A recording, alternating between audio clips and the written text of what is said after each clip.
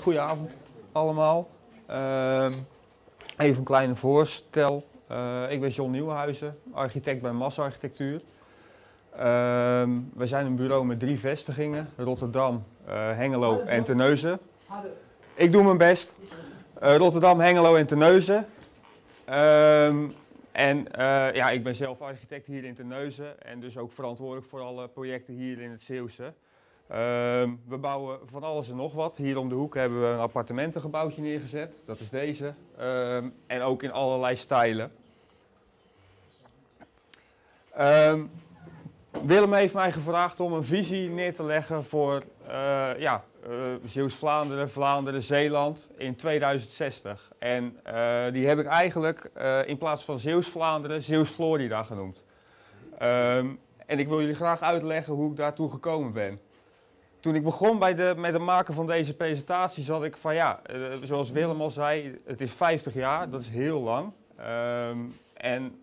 Om even voor jezelf te bedenken van hoe lang dat is, ben ik even 50 jaar terug in de tijd gegaan. Dit is Cadzand-Bad in de jaren 60.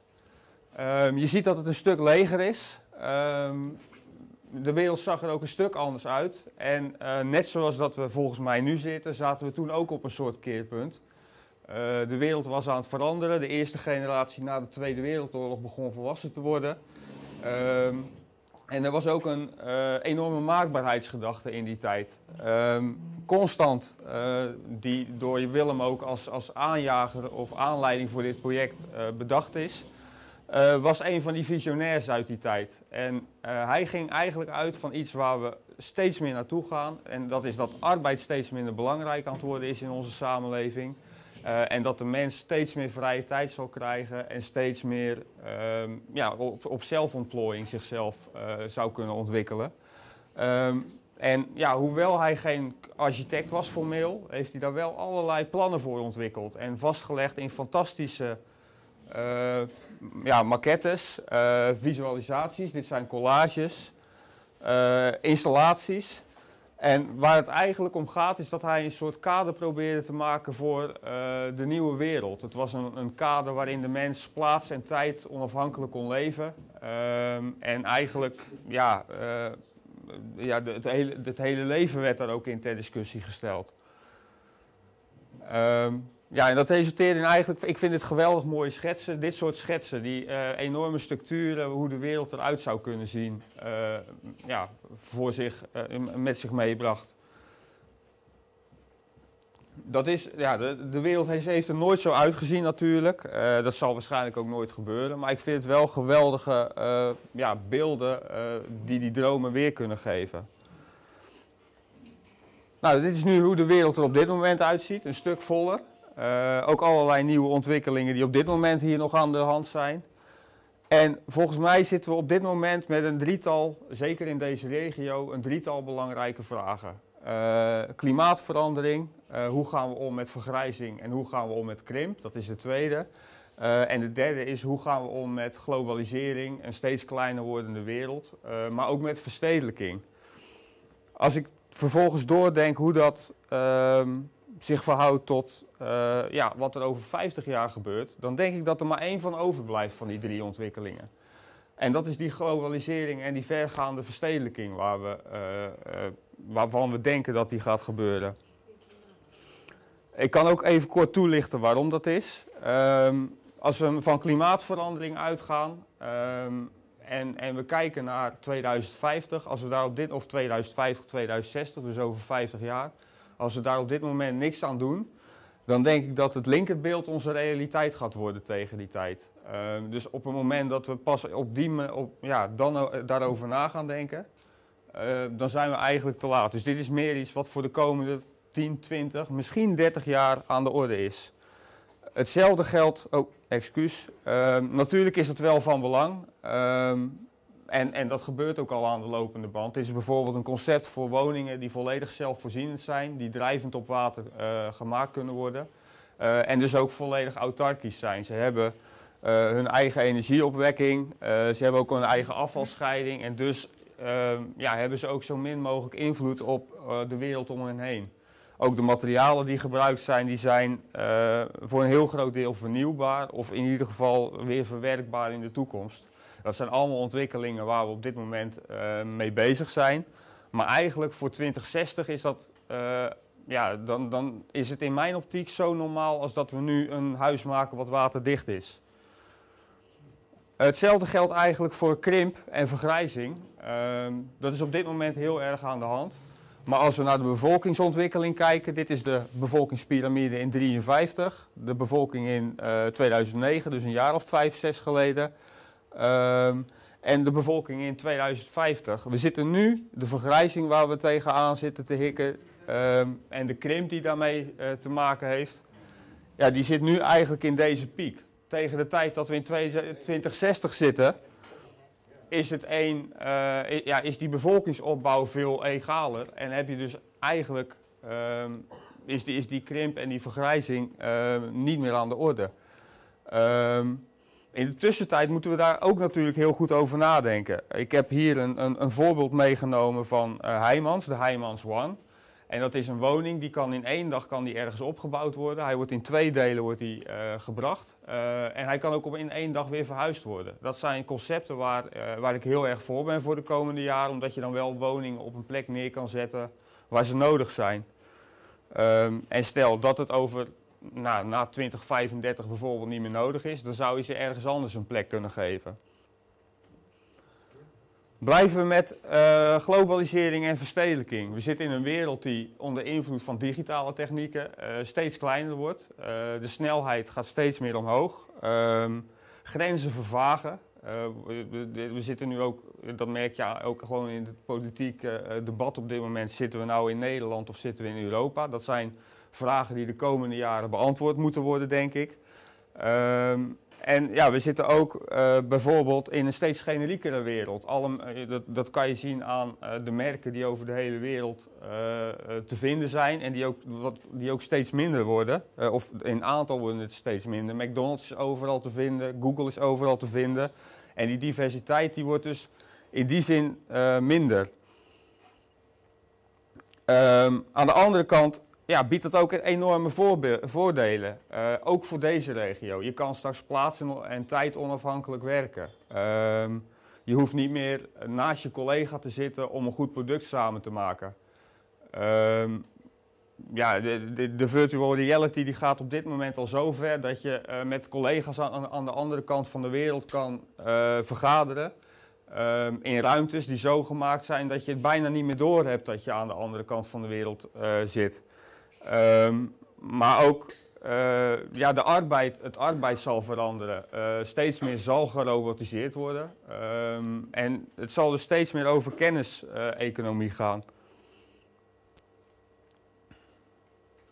Als we dan inzoomen op van wat betekent die verstedelijking, die eigenlijk met die globalisering ook te maken heeft. De steden die krijgen steeds meer inwoners, meer en meer mensen trekken naar de stad. Hier in Zeeuws-Vlaanderen zien we dat heel sterk, dat ook de jeugd bijvoorbeeld naar de Randstad of naar België trekt.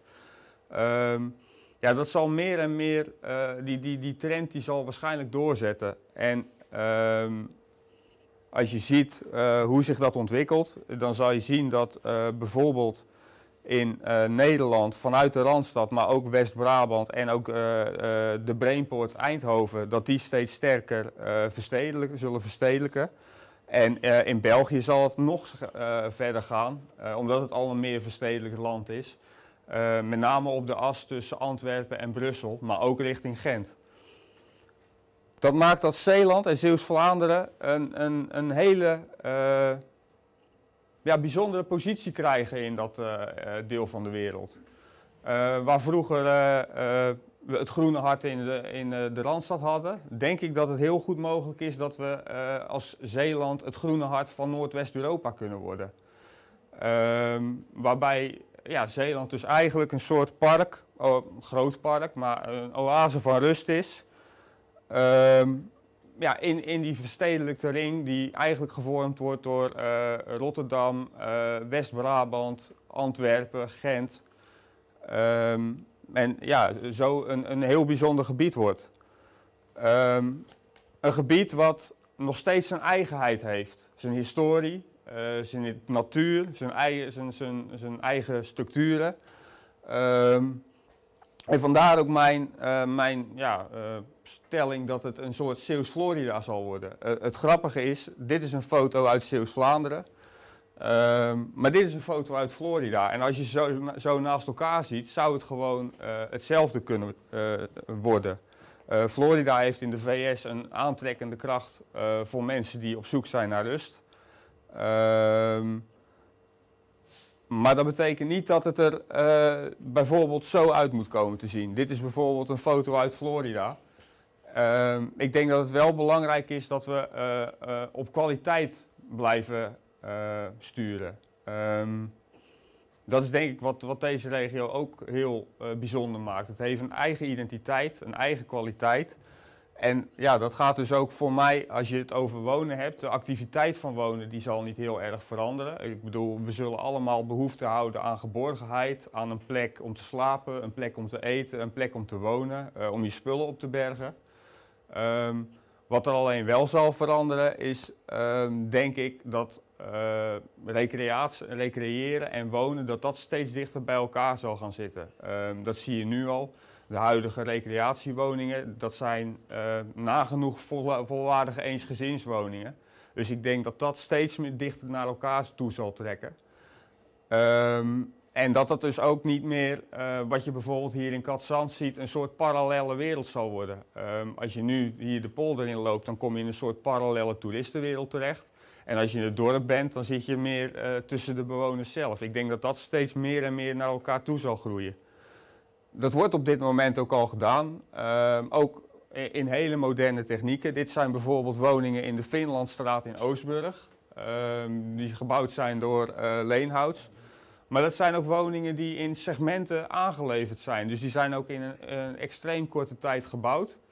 En ja, ook gewoon, je hebt niet het idee dat je naar hele moderne woningen kijkt. Ik denk dat dat heel belangrijk is voor deze regio. Dat we blijven zoeken naar die eigenheid, naar de eigen identiteit. En daar ook heel fijn mee omgaan. En dat kan heel historiserend zijn, zoals deze. Maar het kan ook wat moderner zijn met historische elementen, zoals het plaatje linksonder. Hoe ga je dat mogelijk maken en wat is dan de rol van de overheid? Ik denk dat de overheid en ook misschien zelfs woningcorporaties daar een steeds minder belangrijke rol in zullen krijgen. En dat het toch steeds meer gaat om mensen die hun eigen voorwaarden scheppen om te leven. Dit is bijvoorbeeld een schema van alle zaken die je om je huis nodig zou hebben. Op dit moment wordt eigenlijk alleen de huiskamer die regel je zelf. En alles eromheen wordt nog voor een heel groot deel door de overheid of partijen om je heen geregeld. Ik denk dat we steeds meer naar een soort systeem toe gaan waarbij we in collectieve gemeenschappen dat soort zaken naar de wens voor onszelf regelen. Als je behoefte hebt aan een gemeenschappelijke voorziening, bijvoorbeeld een maaltijdservice of een zorgpunt of dat soort zaken, ja, dan ga je dat met een groepje mensen regelen. Er zijn al hele mooie voorbeelden van in de wereld, van een hele grote schaal, bijvoorbeeld de Coop uit Zwitserland. Dat is een coöperatie met 2,5 miljoen mensen in Zwitserland. Die ook gewoon allen nog steeds invloed kunnen uitoefenen op die coöperatie. Semco van Ricardo Semler uit Brazilië is een heel inspirerend voorbeeld. Maar op veel kleinere schaal is de ZLM hier in Zeeland ook zo'n soort partij, waarbij ook nog steeds, je bent er verzekerd. Als het goed gaat, krijg je ook weer een deel terug. Dus dat zijn ook vormen waar je aan kan denken. Ook daar, en dat is eigenlijk mijn pleidooi, blijft het weer belangrijk dat we blijven zoeken naar een soort identiteit en naar een kwaliteit en daar ook op blijven sturen. En dat is voor mij dan ook de rol van de overheid, dat die kwaliteit vastleggen en die ook blijven bewaken.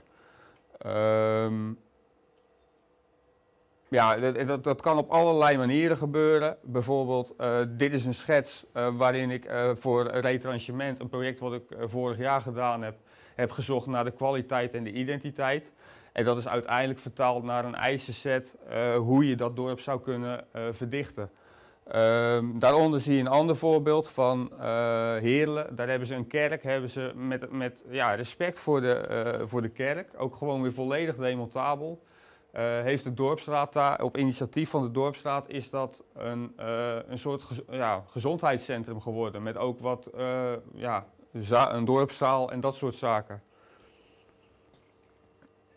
En dat brengt me eigenlijk bij het einde van mijn verhaal. En wil ik jullie graag bedanken voor de aandacht.